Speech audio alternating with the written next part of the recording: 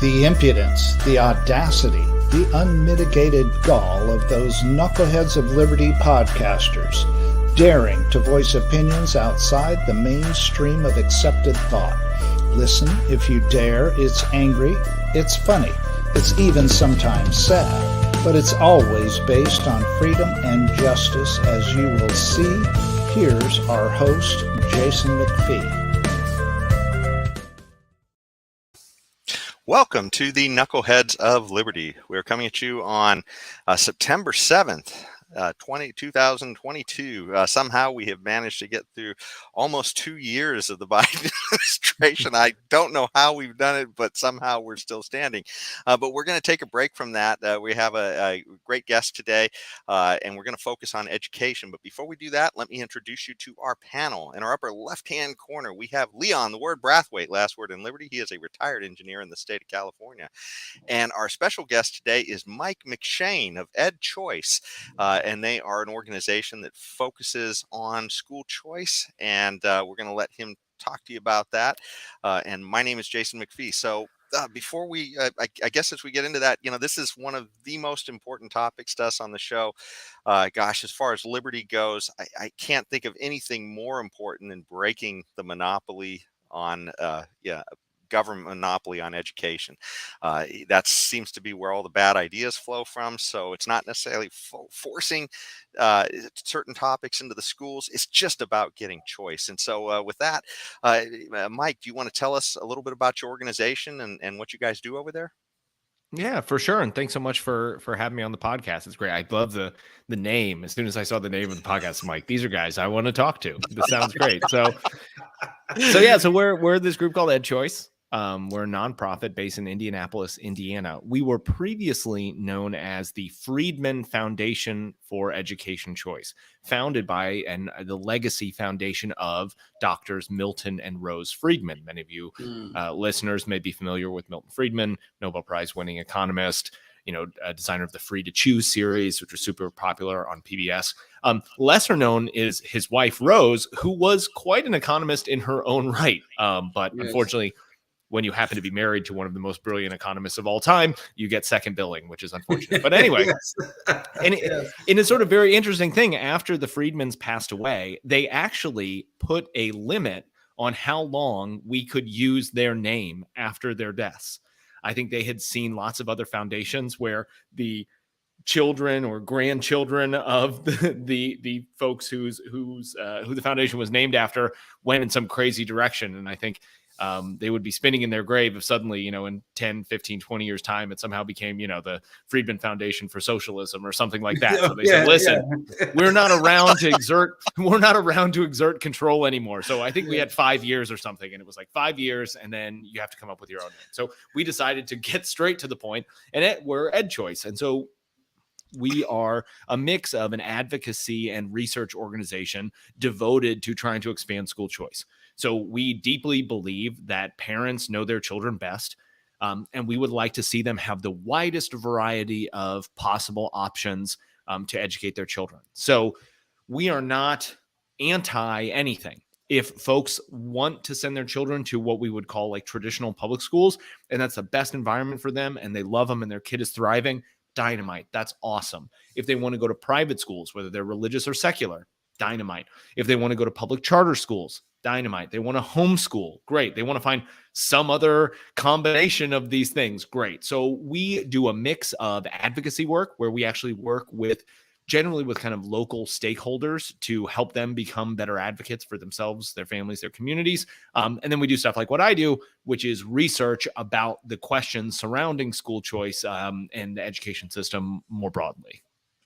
So Mike, recently in Arizona, they just passed what we think is the biggest school choice program in the United States, I believe. Yes.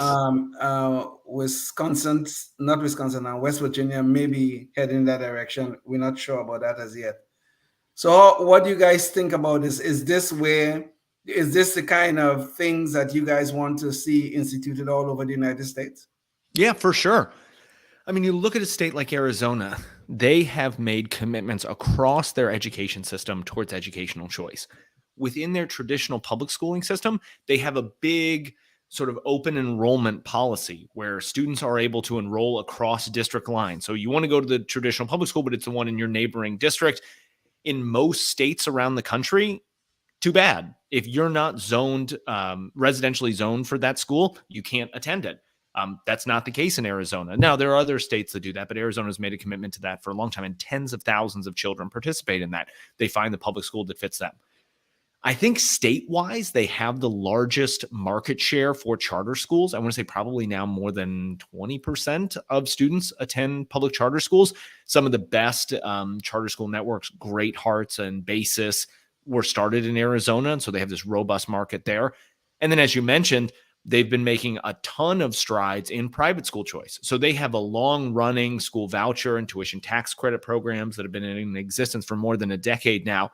But in this last legislative session, they made this big leap to create a basically universal education savings account program, which takes a child's education funding and puts it in a flexible use spending account. So historically, even folks like me who are big into private school choice, we talked a lot about things like school vouchers. And if you think a school voucher is just a voucher is like a coupon, right? Yes. Money gets put into it and you can exchange it at a school for one education, right? But you have to go to one provider. It has to all be done together.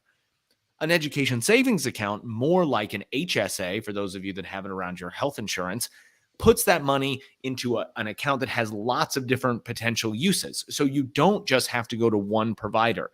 You may use some of that money towards private school tuition, but other stuff can be spent on tutoring or services for students with special needs or curriculum, resources that you might need along those sorts of things. So personally, that's the way this needs to go, right? More flexibility around funding. Put that money in an account that parents have control over. And it's perfectly fine. Limit what it can be spent on, right? You can't, take it to a 7-Eleven and buy a fifth of whiskey or something. Fair enough. It needs to only be spent on educational, suppliers that are in there. And that's not hard to do, to figure those things out.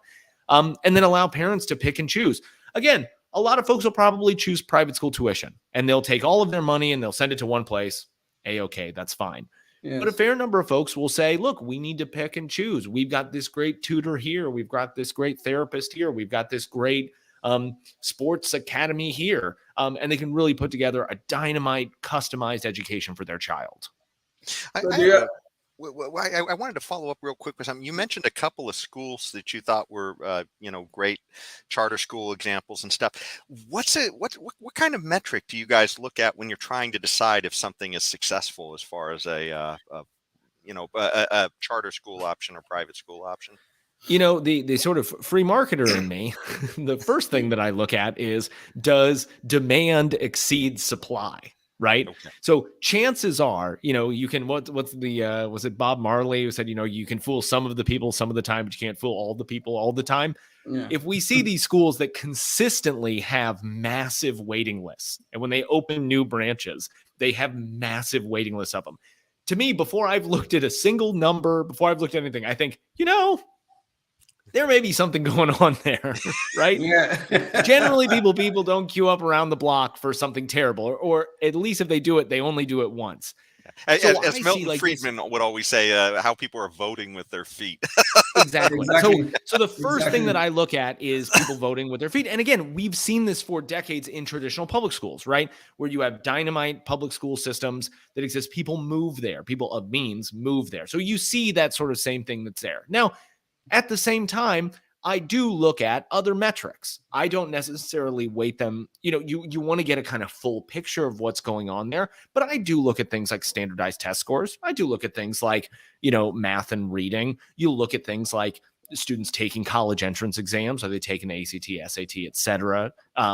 You look at things like graduation rates. And so it's a holistic picture that you want to look at when you see these schools. But the biggest one for me that you just see around these places is just demand, that these schools start in new states and certain things. It's like, oh, we have thousands of people that want 100 slots. Well, one of the reasons why I brought up metrics too is just because, if we have school choice, but if in the end government defines what schools you can choose, and if they're doing it off of some metric, are we really getting the choice that we want? I mean, are we really getting to vote with our feet, or are we just sort of getting maybe the government preferred choices? I guess. No, totally. So this is a really interesting question because, America in many ways is kind of an outlier in how little school choice people have. The norm in sort of most Western countries is for parents to have many more choices. You're not geographically linked somewhere. There are religious options, non-religious options, and others. But the sort of crux that you came to, that the people who only take a sort of cursory glance at that fail to see, is it's like, well, some of these countries, some of these other places have what we would think of as more school choice. But if you have a kind of nationalized curriculum, right, where like everybody has to basically teach the same things, or if everyone has to take the same set of exams, that does narrow really what you can do. So it's a lot of it is sort of on what dimensions do people have freedom? Like, do you have sort of curricular freedom where like we want to teach math differently? Do you have sort of, I don't know, your ethos freedom where you could be religious or non-religious or subscribe to any sort of philosophy, even sort of outside of religion? So I think it's a really interesting question to say that there's so many dimensions on which freedom in education exists. And how do we think through that from a public policy perspective? Mike, do you guys get involved in litigation at all? We do. Yeah, we've started actually a whole new legal center that exists within our organization that gets involved in these cases. Sure. I see. And to follow up on Leon's question, so I guess you help out on litigation. Let's say another state, like, God forbid, California, people ever here want school choice. How would somebody say in a county that was, really interested in this, what would they do to try and get help to push this way? Would they contact your organization Sure. directly, or do you guys, and do you guys just provide data, or do you guys actually provide other resources as well? Totally. So we have a couple different kind of wings to our organization. One of them is the part that I'm in is called research and thought leadership, which is sort of what you were talking about, data. We do research on things. We do polling. We do surveys. We do, evaluations, all that sort of stuff, kind of traditional research in the field of school choice. Another area that we have is called our training and outreach. And these are folks who put on events, or they either participate in events, they put on events. So these are trainings for whether these could be parent advocates, whether these could be legislators, or they could be for folks who are interested in advancing school choice, help give them some of the knowledge and skills that they need to be better advocates for it. And then we have our legal center as well that sort of defends school choice programs as they're challenged in the courts. And then we have a sort of state initiatives team that actually goes out and leads advocacy efforts in states.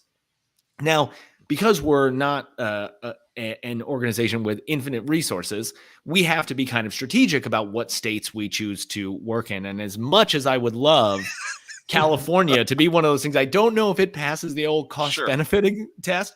But I think where folks in California or other states where it's shall we say, more of an uphill battle would be the gentle way of putting that, getting involved with a lot of our training and outreach people. So maybe what it is coming to a parent advocate training, coming to a media training, coming to those sorts of things to help become a better kind of grassroots activist and work on changing hearts and minds about the issue over a longer period of time. Because that's fortunately or unfortunately, maybe I shouldn't say unfortunately. I think it's actually the right way things should work, is that you got to convince people of things, and you have to do the kind of hard work of explaining the benefits and costs and all of those sorts of things.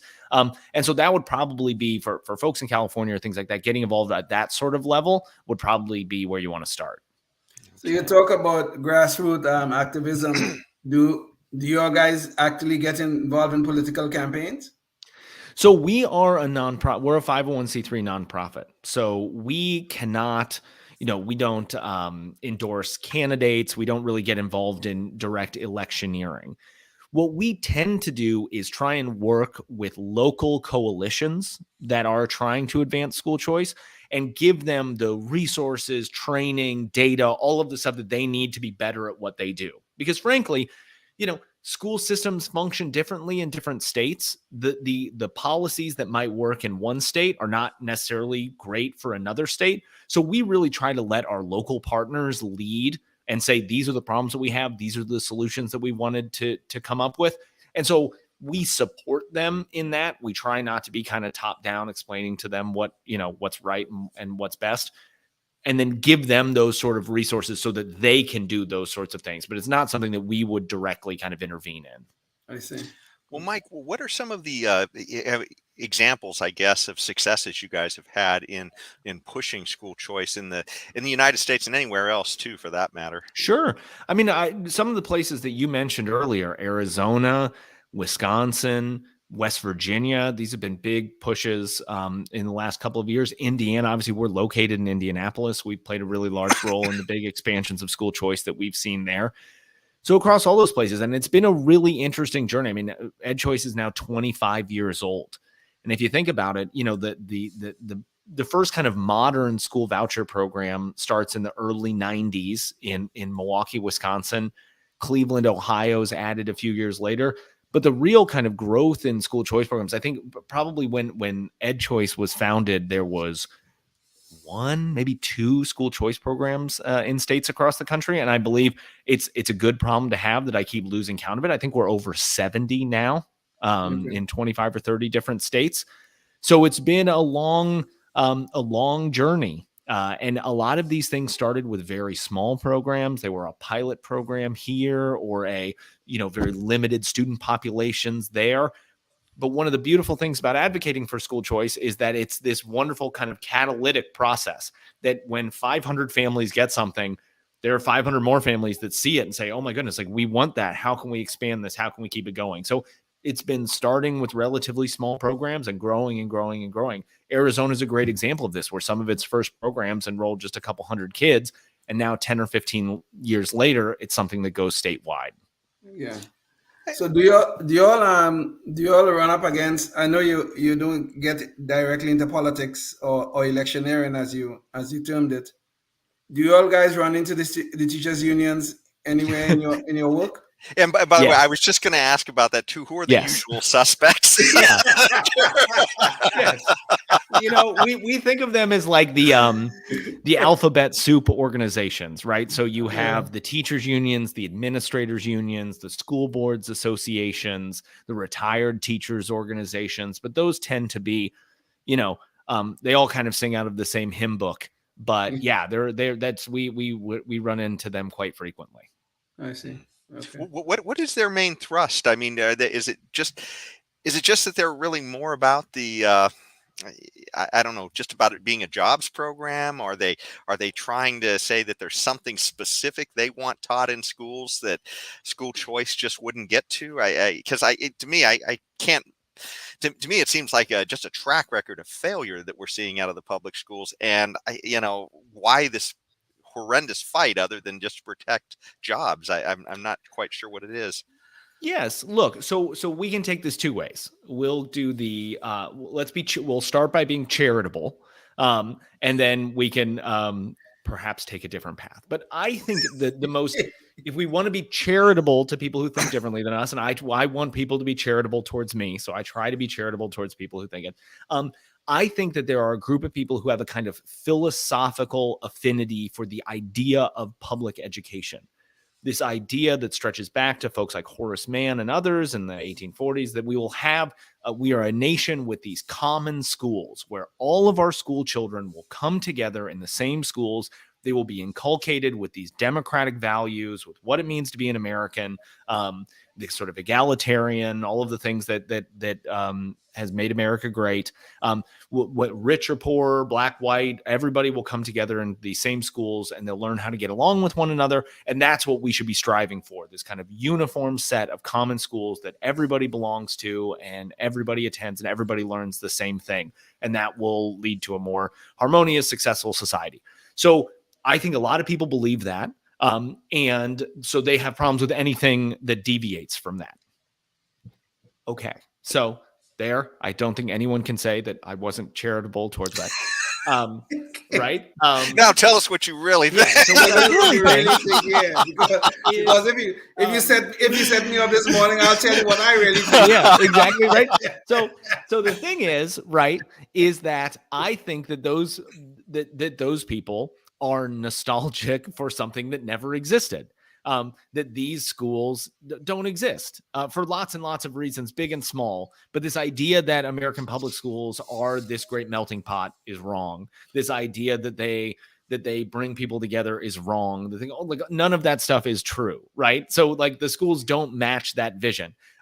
And while, okay, fine, you can continue to fight for this vision that never existed and never will, I think looking for one that's actually more in line with American values is a more pluralistic education system. We are a pluralistic nation that believes in these kind of basic fundamental freedoms and for people to pursue the things that they think are best. And so that's like the philosophical piece of it. But the other one that I think you brought up is also true.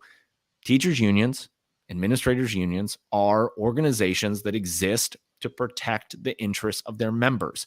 And personally, and this is maybe where I'm different from other people, like I don't really get that upset by them. Like, yeah, that's what they do.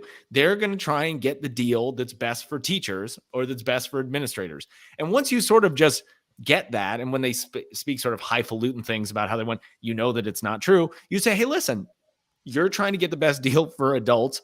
I'm trying to get the best deal for kids. So this is what we're going to have to argue about. And so that's where I think ultimately that's what's happening. People see this in terms of funding. They see it in terms, because you hear the language around it, right? You're taking money from schools. We'll have to fire teachers, all of those sorts of things. The very rhetoric that they choose to use belies the things that matter the most to them, which is money.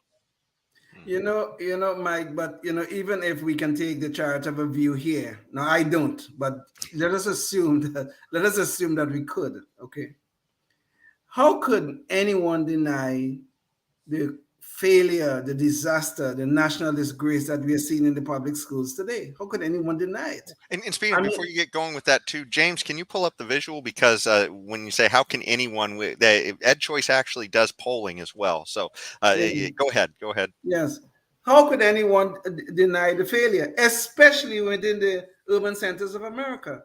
So even if we take the charitable view, we cannot deny the failure that is ongoing. And we cannot deny that the destruction that is ongoing in the next generation. So this is my difficulty with this whole the zip code tyranny, as Jason calls it. This is where you are tied to a school because of where you live.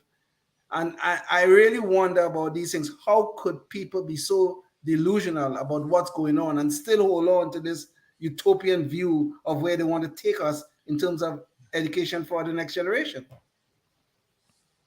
Yeah, it's a tough one. It keeps running into the reality. Yeah, for sure.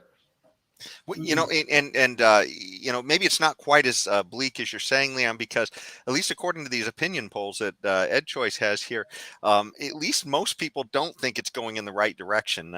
So it looks like, this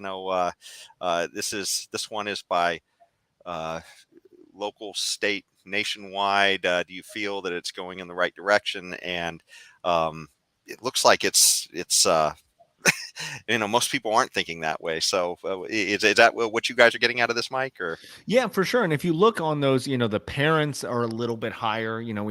I think if sort of we poll a nationally representative sample of Americans every month, and you can see on this, I think for all Americans, it's about a third of Americans think it's in the right direction. When you go to parents, it's a little bit higher. It's about half of parents think that their local school district is heading in the right direction. It gets worse for states, worse for the federal government. But it is important to remember that for some people, the public education system works well, right? And I tend to think that it is because those are the people who have choice, right? So if you are a wealthier person in America, you can choose to live in an area zoned for better schools or schools that are ideologically aligned to what you want to say. You also always have the option for exit. Hey, we're going to give these public schools a try, and if we don't like it, we'll send our kids to private school or we'll homeschool. We'll figure something out. Not under the same pressure that families that don't have those financial means or live in an area that even if you move, the schools aren't still going to be going as well. So I think that's the big thing whenever we talk about school choice in America, and I think it's something that the debate really suffers from, is we have these, we talk about, oh, is there going to be school choice? Like, is California going to have school choice or not? Right? We have the pro school choice people and the anti school choice people. Like, well, actually, California already has a ton of school choice. It doesn't have policies that advance school choice, but it has a whole lot of people making school choices. The question when it comes to school choice policy is who is going to be able to choose where their children go to school? Is it only going to be something that wealthy and an upper, and unfortunately, as with the cost of things going up, it's not even just middle class people, sort of upper middle class and upper class folks. Middle class people are getting squeezed out of this as well. Are they the only people that are going to be able to choose? Are they going to be that kind of third of people that are satisfied while 70% of people are not? Or are we going to expand that set of who's going to be free to choose where their children go to school? Well, But Mike, I'm sorry, Jason, go ahead. I'm sorry. Yeah, we're starting to get close to the end of the show, and one thing I wanted to ask you about before we get to the end as well is speaking of restricting choice. I mean, COVID, especially in California, really limited choice. I mean, they literally just shut people out of schools, and a lot of people we're finding out now just lost a year or two of education. What have you guys seen as far as COVID policy affecting school choice? Yeah, I mean, look, from an advocacy perspective, I think COVID policy really woke a lot of parents up to just how their interests and the interests of their administrators and sometimes teachers and others were not aligned with one another. I think a lot of folks believed that they had much more say in their schools than they actually did. And COVID made that very clear. It also showed to them how really not resilient our education system is, that when something like that gets thrown at it, that it just sort of crumbled under it and continued to crumble even when hundreds of billions of federal dollars were put into it and months and years of time passed, that these schools were still struggling to kind of deliver on some basic things that we expected of them. So I think it really opened a lot of people's eyes. We've seen big increases in states passing school choice laws. Like, I don't know if that happens absent the pandemic. I think a lot of parents wouldn't have really realized sort of the state that their kids' schools were in without that happening. And I think it also just showed so many people, wow, we need to have more options. We need to have a more resilient education system. We need to try and find schools where the adults and children's interests are aligned with one another. Because if we don't, exactly what you said, just last week, the National Assessment for Educational Progress came out. It's a longitudinal test that's been going since the early 70s. We saw the first declines, massive declines in reading and math. I think the biggest declines in reading since 1990, I think, the only declines in math we've seen. Yeah, massive declines. So just a tragedy, and something that I think if people would have had more choices and could have had exit options, could have ended up differently. Well, that's a excellent spot to leave this on. More choice, my gosh, how much better we could have all been off if we had a little more choice going into this whole COVID pandemic. But anyways, that's just about the end of the time for this show. We are going to have you back on another podcast as well, where we talk about some educational issues. So if you like this one, please tune into that one as well. But thanks again, Mike, so much for joining us on this one. And until the next time, stay free. Indeed. Life, liberty, and the pursuit of happiness, always and forever. Thank you for listening to the Knuckleheads of Liberty podcast. Find us on Facebook, Rumble, YouTube, your favorite podcast network, and at knuckleheadsofliberty.com.